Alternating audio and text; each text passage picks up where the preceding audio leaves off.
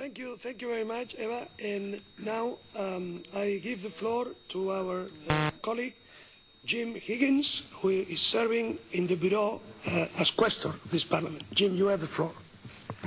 Thank you very much indeed, Mr. President, and I feel guilty being called ahead of Mr. Stuart Stevenson and the other eminent members who have done an awful lot more over a longer period of time than I have. But I want to thank you, first of all, Mr. President, because I think what you have done is you have encapsulated for all of us exactly what our collective feelings are. And it was a very, very powerful oration indeed, and a very powerful demonstration of our solidarity and support for the PMOI and your ongoing campaign, which I don't have any doubt, given all of the internal pressure in the country itself, and given the external political pressure, which is absolutely crucial, that this joint partnership will eventually deliver what we want, and that is the vision of Mrs. Rajavi, who is extremely welcome indeed, and that is a secular, pluralistic and non-nuclear Iran. And that is what we are here for today, to push that particular agenda, and we will keep pushing that agenda until such time as we realise that particular dream. What are we looking for? At the end of the day, what we are looking for is a government that of the people, by the people, for the people. What we are looking for is a free democracy, and to rid Iran of the tyrannical regime that unfortunately tramples on the rights of people. I want to first of all say that I am in awe and admiration of the fact that you have managed to keep the uprising going. Sometimes it can be easy to start an uprising, but the real test is whether or not that uprising and the momentum can be kept going. We this week celebrate in Europe the demolition of the Berlin Wall over 20 years ago. And we remember that when we had uprisings in 1956 in Hungary, what happened? The Russians moved in, suppressed overnight, and that was the end of the revolution. That was the end of the uprising.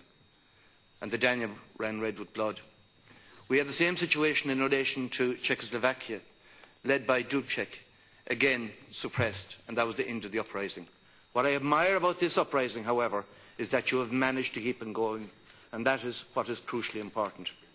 From the point of view of the residents of Camp Ashraf, again, I admire them for their solidarity and their resistance to an invasion on what it should have been an area with absolute territorial integrity.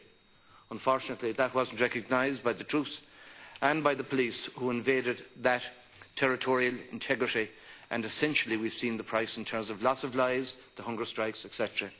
I had the pleasure of speaking in the European Parliament in support of the hunger strikers on day 66, just after they had gone on the dry strike.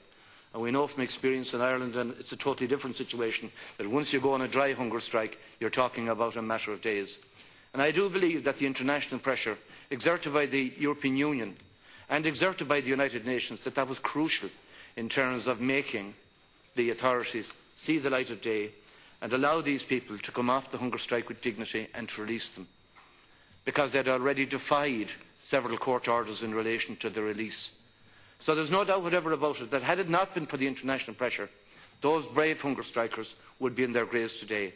So pressure absolutely pays.